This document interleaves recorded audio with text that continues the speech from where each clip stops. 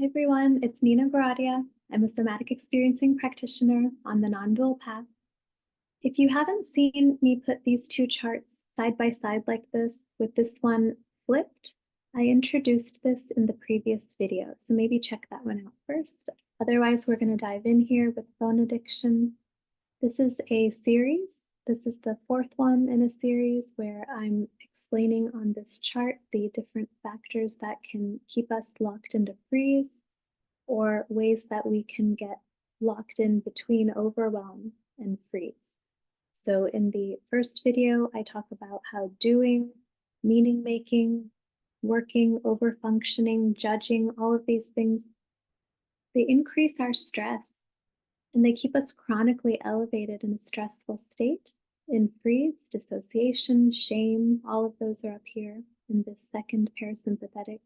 In the second video, I talk about how lifestyle factors, caffeine, chocolate, sugar, overworking, drugs, different things can keep us elevated. These stimulants can keep pulling us into freeze if we are not already at baseline. If we're in overwhelm, trying to escape that, and we use these coping mechanisms, they can numb us out, but our body is still on fire, metaphorically, and it still has needs that need to be met and energy that needs to be discharged for body health and sustainability. In the third video, I introduced the concept of these two charts together, this one flipped, and it's really not one-to-one correlated. It's more that this chart is explaining how the ego can add on to experiences that are felt directly in the body from circumstances or traumas.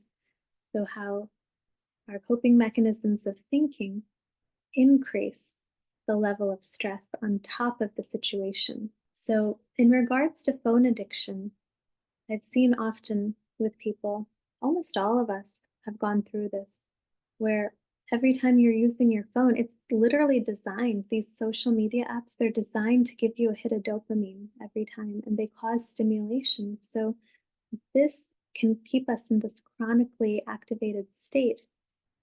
And you can be in freeze for months and years with this sort of lifestyle of constantly checking the phone, or especially checking the phone, looking at news that's scary or uncertain, or speculation around this might happen or that might happen, or watching horror movies or things that feel like why do I like this? Why do I like something that's scary, or why am I engaged in this? And it can be because if I don't do that, then I relax just enough to feel this fight or flight energy underneath. Here I'm numbed out, and there's no pain in my intellect, in my head, in my mind. There's no physical pain. And I have to feel the pain of things when I relax enough. I'm obligated to feel that if I've ever experienced a trauma, or if I have indulged in thinking that creates more stress, I'm obligated to feel whatever I've created, whatever I've experienced, in order to discharge. So with the phone addiction, I've seen that it even appears to have the capacity to make us emotionally unavailable, because it feels like we're getting that hit of dopamine from the phone that we'd otherwise get in social interactions or relationships. Gabor Mate talks about that we need that social connection. And in our broken society and with trauma, a lot of that gets undermined. And here in parasympathetic, rest and digest, this is where we make our social connections. This is ventral vagal, and we can do that more easily when we're in parasympathetic, but also making social connections can help us get into parasympathetic. So it works both ways. But if we're substituting with something artificial that's not relaxing, see, the social interactions, that gives us the dopamine, but it's relaxing and it helps stabilize the nervous system, deactivate. But when we're using our phone or TV or technology, it's actually increasing the stimulation, and it can numb us out. But we feel comforted in, kind of an odd way, because we're not feeling the fight or flight energy, but it's not the real comfort of connecting with other people, avoiding technology, being out in nature, that kind of connection is grounding. This kind of connection is just, or false connection, this is just, I think, a disaster waiting to happen in the sense that eventually, as I mentioned before, we're obligated to feel everything below this. So if you're living in a way, it's not your fault. These are tough times, interesting times, busy, stressful times. People are coping the best way that they can, but our nervous systems, the way that they're designed, is if we're living up here, we have to feel if this can crash down. What if you don't have access to your phone? What if the internet goes out? What if something, you got to work, you got to focus on other things.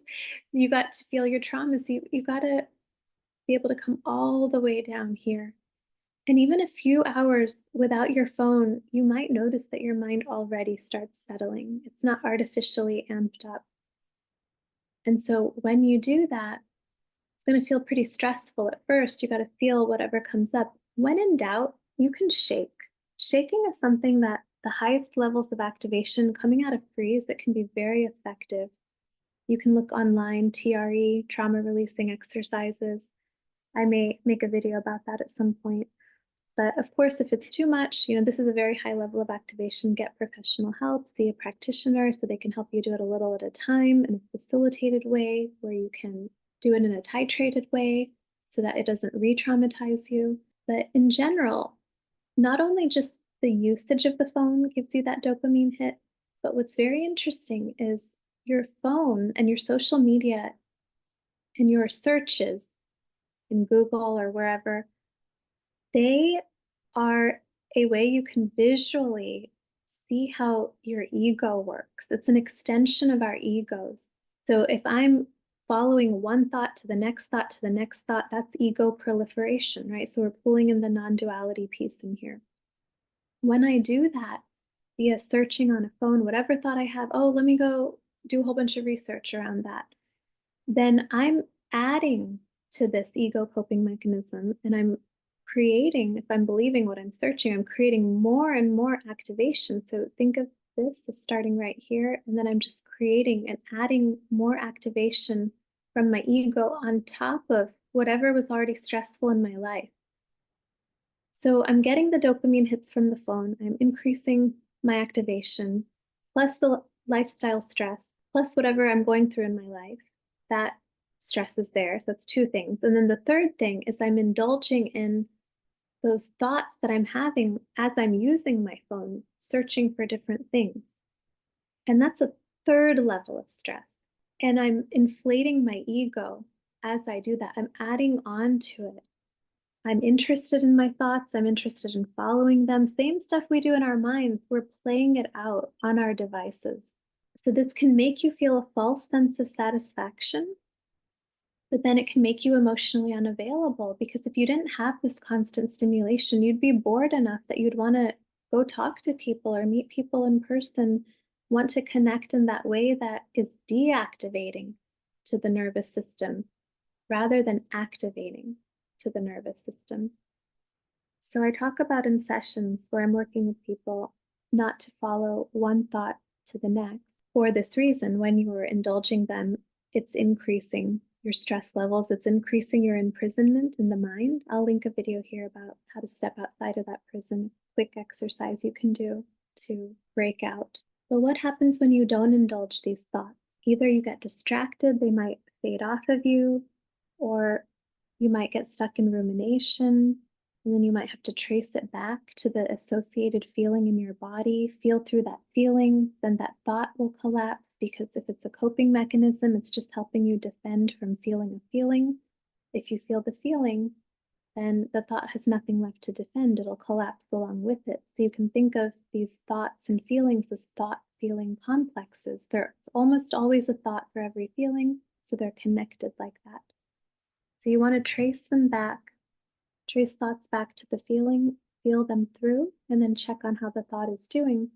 But when you have the internet and the phone and you're indulging those thoughts and you're continuing that thought proliferation and it's increasing activation, it can become a totally unchecked behavior because then it's reinforced by a hit of dopamine every time you do that. Maybe that's what happens in the head when we're doing it, but this is a whole different level where it's reinforced by the addiction to technology. Believe me, thinking is an addiction, but this added component of thinking plus technology makes it even more addictive. So the idea of indulging a thought by typing it into a search engine, heck, maybe that's how you found this video.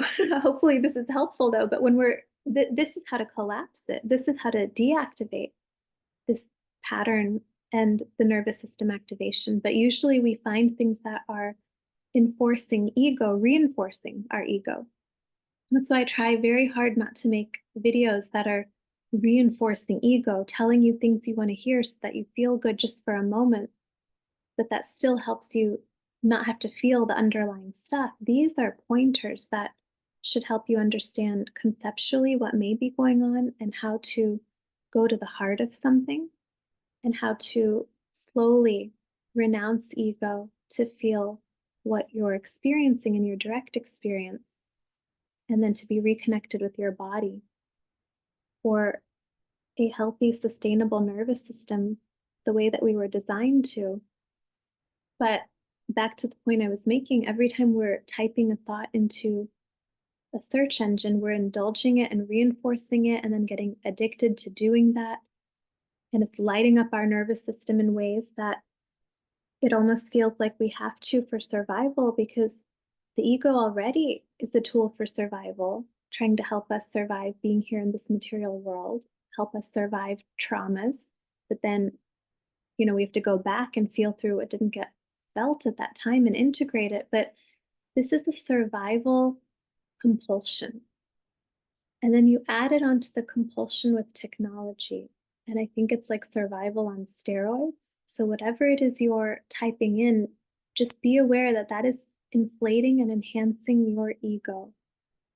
And to be really careful about that, because before we had the internet, I'm old enough to remember when that was, you didn't have that luxury. You had other issues, right? You didn't know the answers to things, and sometimes you wondered if you'd ever know the answers. Where do you even find it if you don't find a book made about that particular issue? But I'm just encouraging you to be mindful of how you are using the internet, how you are using your phone, seeing if you're benefiting from it, how your nervous system is doing with the types of things you're searching for, the way you're using it, and seeing if it is ever used as a substitute for when you can connect with people in person, or when you can just say, I'm just going to let go of that thought, come back into my body, feel it through. Oh, now I don't care about indulging that thought anymore. That's a way to start deactivating the nervous system and renouncing ego. A lot of these questions are coming from ego, and we have to be careful about how we're answering them. So if I answer them in ways that tell me things that give me ego strokes and help me feel good, but don't really help me get to the root of something, I'm just keeping the defense structure there. Sometimes I need the defense structure. I'm not ready yet. I don't have the capacity yet to give it up slowly. But if I'm going into what the root of something is, willing to feel the pain of it, then the ego defense structure will start to collapse. And the more that it collapses, so this is the defense, all of this is defense, right? So when we have trauma, a lot of trauma, our nervous systems get wired for defense, wired for protection instead of connection.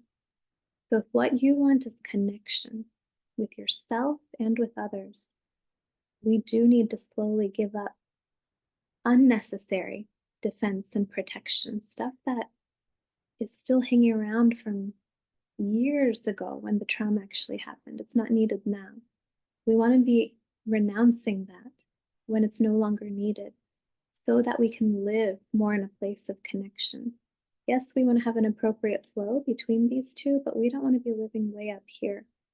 So that's going to come from constantly being mindful of, am I indulging my thinking? Can I shift away from my thinking to sensory perceptions? I'll link that video here. And then, can I relax my body? That's going to help me come out of freeze. I'll link that video here. And do I know who I am? These three things are the recipe for healthy living. I'll link a video here talking about self-realization. So if I can do these things over time, it's going to help me have a healthy, resilient nervous system that's able to connect with other people and feel safe in my body and safer in the world. Yes, there are unknown things happening out there that can affect us, but the majority of things are how we are relating to ourselves, and our external experiences are experienced as internal experiences in our body as emotions and sensations. So if I can go direct and make my body, my home, as safe as possible, the impact from external things will be far less. I hope this is helpful. Feel free to share your thoughts below. And please join us for the next part of this series where I'm going to talk about this structure with food allergies and lifestyle. Okay, take care. I'll see you in the next video.